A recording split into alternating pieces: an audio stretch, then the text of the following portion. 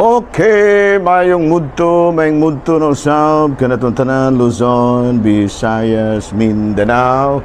Mayong mudto Philippines, mayong mudto world, mayong mudto universe. Ana na punta mga higala dili nga atong tulumanon sa kahanginan CONA Catechesis on Air og ako lang gihapon kini yung ubos nga alagad Reverend Padre Edwin Academia Acab. Abay no adlaw na usab karon nga Miyerkules, dopit sa 13 na kini sa bulan sa Nobyembre, tuig 2024. Hala no, may mundo na kanatong tanan nang hinaot kita nga ana kitang tanan sa kapiskay sa pangluwas ni ining kamuntuhon. Walay ubo, walay hilanat, walay sipon, wala tanan. Apan, nagginhawa pa. Ay, ano, muna giniingon ni Richie de Horse mga hingala nga, it is better to have bad breath than to have no breath at all. Ayan. Mas mayo pag baho-baho o gamay ang gininhawa kaysa wa na gyud magginhawa. Something. Muna mga tinuplok mga higala nga mga inistoryahan pero sakto man po. Ayan, no? Abe no, may mudto na kanatong tanan mga higala o atong timbayaon og may mudto ang atong talahorong obispo, Bishop Julito B. Cortez, ang atong station manager, si Father Rama Ata, ang ato ang mga kaparian lukop Kabisayan ug Mindanao, ilabi na gayon ang atong mga igsuong pari nga miyembro sa Diocese of Dumaguete. No, ara mo katingala mga higalahan na ang mga nagtingog-tingog dere kasi ako nang ginaingon kining ako nga kining recording studio duol kay mga higala sa kining gym diri sa Ayungon o nya walay sound filter muna siya nga dungog po kayo ang mga kandidato diri mga higala nga nangampanya nagsugod nangampanya nagsugod na di ba na malikayan kay kuan man lagi na kanang gitawag nato sa English og mamugas-pugas kay unsa man day ka mamugas og ting-ani na unsa may mong aniho ug wala kay ipugas ayan no tala no may mundo na kanatong tanan ari kita manghigala sa CBCP News balitang simbahan ni ining kamuntuhon padayon gihapon mahigala no ang atuang mga buhatonon sa diri sa atuang simbahan no. Balitang ikan sa CBCP, instalasyon sa bago nga obispo sa Katarman, si Bishop Noli Buko, Bishop Noli Buko, gikatakda na. O gani nakagawandam na pag-ayo ang mga katauhan sa nasangpit nga lugar no dito sa Katarman, Samar. Balita manghigala gikan sa Vatican, self-sacrifice, humble service are key to good leadership. Mao kana ang gitudlo sa atong talahorong Santo Papa atol sa iyaha nga pagpakikatubang, no, pagpakighimamat sa katawhan didto sa Roma atol sa pagampo sa Angelos. Mao kadto manghigala mga balitang simbahan ni ining kamuntuhon ug padayon kita sa ato nga mga buhatonon ni ining kamuntuhon. Aboy ni mahigala no. 43 days na lang yun, Pasko na no. Unya matud pa ang akong mga parisiyo, ako na gyud nga gipahinumduman permi no sugod ag sa Domingo ako na silang giingnan nga hapit naman gyud lamang Pasko.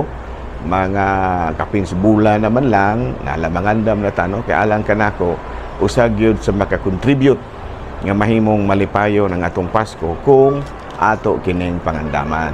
No? Ngandam ta ba? Financially, spiritually, emotionally. Tanan, no? Kaya kung wala gani, murag maglisod gyud Merry Christmas mahigala labi nagwala tay kamho. No? Lisod kay na siya. So na nga ako na ginaingon sa akong gitudlo sa akong mga parokyano, if you want to celebrate a truly Merry Christmas, then prepare for it. Andama financially kinahanglan nga mas paningkamuti gyud nga panahon sa Pasko duna gyud tay mabiku-biku gamay. Ayan no, duna gyud tay mabudbud gamay. Duna gyud tay masalusaluhan gamay panahon sa Noche Buena. No, bisan dali ra kay Noche Buena, tibuok adlaw gyud nga Pitsa 25. Ana no? Klaro, sa ko na ginaingon, one of the main contributors for a Merry Christmas is when you prepare for it. Ayan o, kung ing mo ganin ang pangandaman ng Pasko, nga may dako kayo puruhan nga magbalipayon gyud ang Pasko. Ala no. May muto na kanatong tanan mga higala. Mr. Cheng, kumusta naman ka? Okay na ko Father, Ikaw nung folding, okay na ko kayo, Father. Dugay-dugay naman wala ka bisita na ako da. Saan pa rin ka, medyo visit na gabay. Pag-ubus na rin, dahil ko ni Padre ko, kining Christian Bumida, sa Christian Durango, kay siya man di ay ang bago karon nga presidente sa kining clergy sa Dumaguete. Tinawag na munay nakabuot na mo nga desisyon, no? Dapat major decision na mo nga ang ato agyod nga mga kuan nga bag-o na mo nga presidente mao na gyud si Padre Christian Durango. Yan no. Nya matud pa igawes kumusta na no? Bueno, mitad tuo diri sa atua sa Negros, no? Diri sa Central Visayas medyo wala tay ulan-ulan pero may mga lugar dito sa Manila nga gibalik-balikan og mga bagyo. Bag-uhay pa lang may biyaan na si gawat na si Odette, may puli mapud hinuon kini si Nika. Adi si Leon. Pag human ni Leon, ni puli na pud hinuon kini si Nika.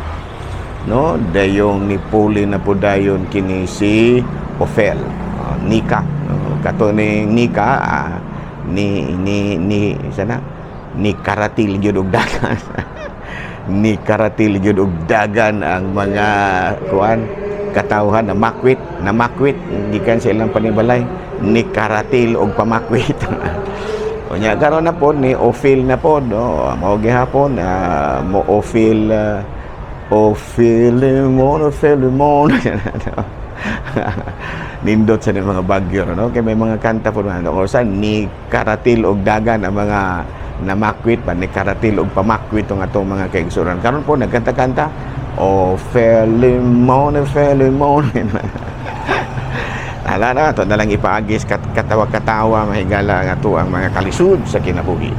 Okay no, padayon ta rin na ta sa ato ang catechism. Catechism na ta mahigala nato no. Atong catechism karon kabahin gihapon kini sa credo, the creed. Niya the mystery of Christ life. Unya karon kagahapon ang atong gihisgutan kabahin sa mga misteryo sa pagkatao ni Kristo, ilabi na gayud ang mga tentasyon, no? Ato kanang mabasa sa Marcos kapitulo 1 bersikulo 12 hanggang 13 nga diin ang atong Ginoong Jesucristo gitintal sa panulay dito sa disyerto apan wala gid siya madala. Ya ato katong gisabot nga usa ka pamaagi nga nabawi, no? Nabawi ni Kristo ang kapakyasan nila ni Adan ug daghan nila ni Eva ug daghan pang mga nauna nga mga Israelita nga nangapukan sa tentasyon ni Satanas. Pero kagahapon atong gitun-an kagahapon nga wala gyud madala, no? Wala gyud madala ang Ginoo. No unya padayon gyapon kita sa misteryo sa kinabuhi ni Kristo.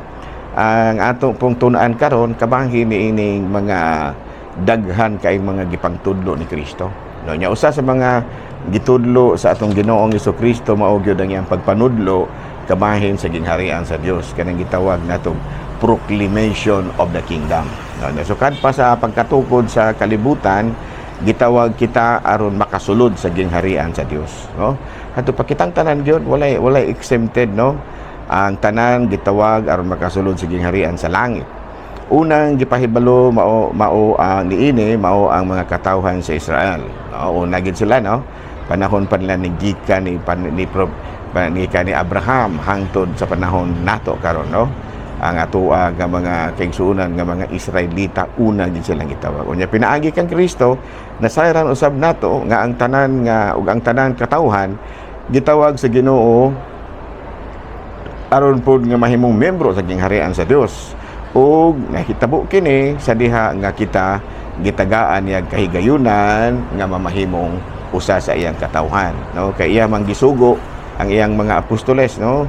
Nga ato kanang mabasa sa Mateo kapitulo 28 bersikulo 18 sa 20 nga diin nanugo siya, no? Gisugo niya iyahang mga tinun-an giingnan niya pangadto kamo sa tibuok kalibutan ug himua sila nga ako mga tinunan ug buniyagi sila ug tudloi sila ug buniyagi sila, no?